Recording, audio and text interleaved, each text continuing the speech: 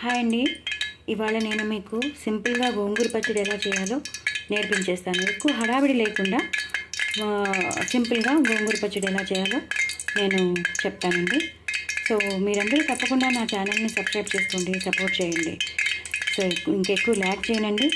So సింపుల్గా చాలా చాలా సింపుల్గా మన ఇంట్లో ఉన్న ఇంగ్రీడియంట్స్తోనే మనం ఎంత ఈజీగా చేసుకోవచ్చో, ఎంత తొందరగా చేసుకోవచ్చో కూడా నేను మీకు చెప్పేస్తాను. సో మీరందరూ తప్పకుండా నా ఛానల్ని సబ్స్క్రైబ్ చేసుకోండి. ఇదిగో ఇప్పుడు నేను ఆవాలు, నువ్వులు, మెంతులు ఇవన్నీ నేను పోపండి. ఈ పోపు అంతా వేసాను. అన్నీ ఆవాలు ఒక 2.5 స్పూన్స్ 3 స్పూన్స్ వేసానండి. అంటే మనం తీసుకున్న దాన్ని బట్టి ఉంటుంది. మ్యాక్సిమం నేను నిండా 2 స్పూన్స్ వేసాను. కొంచెం ఎక్కువ అంటే 2 స్పూన్స్ నిండా వేసాను అనుకోండి. అలాగే 2 స్పూన్స్ నిండా మెంతులు వేసాను. నువ్వులు ఎక్కువ వేసానండి. 5-6 స్పూన్లు వేసాను. నువ్వులు మాత్రం ఎక్కువ వేసాను. అంతే, ఆవాలు, మెంతులు, నువ్వులు ఇవేనండి. ఇంకా జీలకర్ర అవి వేయను. చాలా సింపుల్గా చేసుకోవచ్చు మనం. ఆవాలు, మెంతులు, నువ్వులు ఇవి బాగా వేగాలండి. మీకు కనిపిస్తున్నట్టుంది, నేను ఒక చేత్తో వీడియో తీస్తున్నాను. సో ఇవి బాగా వేగాలి. ఎక్కువ పచ్చిమిరపకాయలు ఉండాలండి. ఎక్కువ పచ్చిమిరపకాయలతో చేస్తాను ఇది. కొన్ని ఎండుమిరపకాయలు వేస్తే సరిపోతుంది. ఎక్కువ ఎండుమిరపకాయలు కూడా అవసరం లేదు. మనం బయట అదే అంటే ఆరబెట్టేసి ఎక్కువ కారం వేసి ఎండు కారం ఇవన్నీ వేసి చేస్తారు కదా, అవి కూడా అక్కర్లేకుండా జస్ట్ మామూలుగా సింపుల్గా చేసుకునేటట్టు నేను మీకు చూపిస్తున్నాను. సో ఆవాలు, మెంతులు, నువ్వులు ఒక్కసారి వేగిపోతే మంచి కమ్మటి వాసన వస్తుందండి. అవి ఒక్కసారి వేగిపోతే మనం నెక్స్ట్ ఏం వేయాలో నేను చెప్తాను. వేగుతున్నాయండి. ఇప్పుడు కొన్ని ఎండుమిరపకాయలు వేయాలి. అవి కూడా బాగా వేగాలండి. ఎప్పుడైతే బాగా వేగిపోతాయో మనం అన్నీ టకటకా వేసేయచ్చు. బట్ పోపు పక్కకు పెట్టుకున్నాక మళ్ళీ అప్పుడు మనం గోంగూరని ఒకసారి నూనెలో వేయించుకోవాలన్నమాట. సో దానిలో ఉన్న తడి అంతా పోయి దాని కలర్ మారుతుంది కదండి, అలా చేసుకోవాలన్నమాట. ఎండుమిరపకాయలు కూడా బాగా వేగిపోతున్నాయి. ఎప్పుడైతే వేగిపోతాయో అప్పుడు మీరు ఇంగువ వేసుకోండి. ఇంగువ చాలా మస్ట్ అండ్ షుడ్ అండి. ఇంగువ లేకపోతే అసలు పచ్చడే స్టార్ట్ చేయొద్దు మీరు. ఎప్పుడు నేను ఇంగువ గురించి నేను ఎక్కువ చెప్తాను. సో ఇంగువ ఫ్లేవర్ ఉంటేనే బాగుంటుంది. ఇంగువ అన్నాక వెల్లుల్లిపాయలు, ఉల్లిపాయలు, నువ్వులు, ఆవాలు, మెంతులు ఇవి చాలా కంపల్సరీ అండి. గోంగూర పచ్చడికి కానీ ఎలాంటి పచ్చళ్ళకైనా సరే ఇవి లేకపోతే కష్టం. ఇది సన్నగా పడుతుందని అంతసేపు వేస్తున్నాను, బట్ చాలా బాగా పడుతుందండి. ఇది అయిపోయాక పక్కన పెట్టేసుకోండి. పచ్చిమిరపకాయలు కూడా వేగిపోయాయి, అన్నీ వేగిపోయాయి. ఎండుమిరపకాయలు వేగిపోయాయి. ఇప్పుడు పచ్చిమిరపకాయలు వేసుకోవాలండి. చాలా పచ్చిమిరపకాయలు పడ్డాయండి. నేను 16 to 17 పచ్చిమిరపకాయలు వేసాను. సగానికి తుంచి వేసానండి.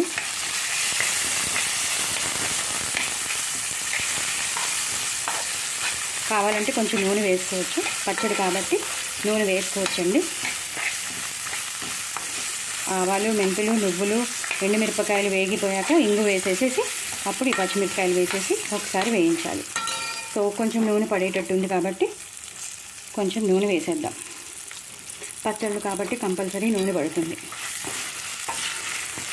నేను ఇదంతా బాగా వేగాక నేను మళ్ళీ మీకు చూపిస్తాను నెక్స్ట్ ఏం చేయాలో నేను చెప్తాను. చెప్పాను కదండి బాగా వేగిపోవాలని. బాగా వేగిపోయాయండి. ఇప్పుడు బాగా వేగిపోయాక మీరు ఇంకా జస్ట్ పైనుంచి వెల్లుల్లిపాయలు వేసేసి దింపేయడమే, బంద్ చేసేయడమే. ఒక్కసారి ఇలా అనేసేసి బంద్ చేసేయడమే. నేను ఇందాక ఇంగు వేసాను, ఇంకొంచెం పడుతుందని అనిపిస్తుందండి. వేసాను. ఇప్పుడు బంద్ చేసేసేయాలండి. సో నేను దింపాక నేను మళ్ళీ మీకు ప్రొసీజర్ దీన్ని ఒక ప్లేట్లోకి తీసుకుంటాను. ప్లేట్లోకి తీసుకున్నాక మళ్ళీ ఈ ప్యాన్లో నూనె పోసి ఏం చేయాలో నేను చెప్తాను. ఇలా బాగా వేగిపోయాక నేను చెప్తానన్నాను, తర్వాత మళ్ళీ గుర్తొచ్చింది ఉప్పు చూపించలేదని. ఇంత ఉప్పు వేయాలండి. నేను 3 నిండా వేసేసాను. కొంచెం కూడా పడుతుంది. మీరు తీసుకున్న ఆకును బట్టి పులుపుని బట్టి వేసుకోవాలి. నేను ఎక్కువ పచ్చిమిరపకాయలు వేసాను కదండి, అందుకే నేను ఇంత ఉప్పు వేసుకున్నాను. పచ్చడి కాబట్టి ఎక్కువ పచ్చిమిరపకాయలు వేసాను, నువ్వులు వేసాను కాబట్టి ఈ మాత్రం పడుతుంది. సో ఇదంతా కలిపి మనం పోపుతో పాటు గ్రైండ్ చేసుకోవాలి. గ్రైండ్ చేసుకున్నాక ఏం చేయాలో నేను మీకు చూపిస్తాను. ఇలా పచ్చడి ఇలా ప్యాన్లో దింపేసుకున్నాక ఇలా పెట్టుకున్నాను. అలాగే పోపు కూడా ఒక ప్లేట్లో పెట్టుకుంటా అన్నాను కదండి. ఇప్పుడు కొంచెం మీరు పసుపు వేయచ్చు, లేదా పోపు వేసేటప్పుడైనా వేయచ్చు, ఇప్పుడైనా వేసుకోవచ్చు.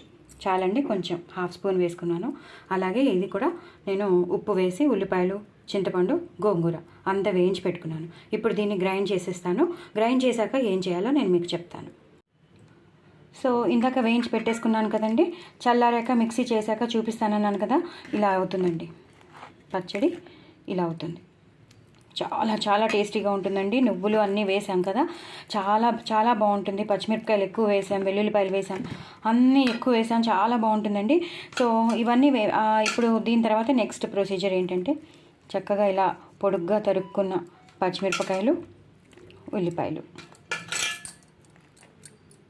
ఇలా తరుక్కున్నవన్నీ వేసేసి, ఈ గోంగూర పచ్చడికి ఇదేనండి. ఇది లేకపోతే అసలు, ఉల్లిపాయ లేకపోతే అసలు మనం గోంగూర పచ్చడిని ఊహించుకోలేము. సో మీరందరూ తప్పకుండా ఇలాగే ట్రై చేయండి. నేను చెప్పినట్టే మీరు కూడా చేసుకోండి. చాలా టేస్టీగా ఉంటుంది. ఇన్స్టెంట్ పచ్చడి అండి. ఎక్కువ హడావిడి పడిపోక్కర్లేదు, గోంగూర ఆరబెట్టుకోవాలని అనుకోక్కర్లేదు. అప్పటికప్పుడు తెచ్చేసుకొని హ్యాపీగా చేసేసుకోండి. చాలా బాగుంటుందండి. నా ఛానల్ని సబ్స్క్రైబ్ చేసుకోండి, సపోర్ట్ చేయండి. నాకు కామెంట్స్లో పెట్టండి. చాలా టేస్టీ అయిన పచ్చడి అండి, నిజంగా చెప్తున్నాను. చాలా టేస్టీ అయిన పచ్చడి. నేను ఇంకా వేరే నూనె వేయలేదు, ఇందాక నేను నూనె ఎక్కువ వేసుకున్నదేనండి. చాలా బాగుంటుంది, కమ్మగా ఉంటుంది, పుల్లగా ఉంటుంది. సో మీరందరూ తప్పకుండా ట్రై చేయండి. చాలా బాగుంటుంది గోంగూర పచ్చడి. సో నేనైతే ఇంకా ఆగలేకపోతున్నాను, నాకు నోరు ఊరిపోతుంది. సో మీరు కూడా తప్పకుండా ట్రై చేయండి. నా ఛానల్ సబ్స్క్రైబ్ చేసుకొని సపోర్ట్ చేయండి. బాయ్ అండి.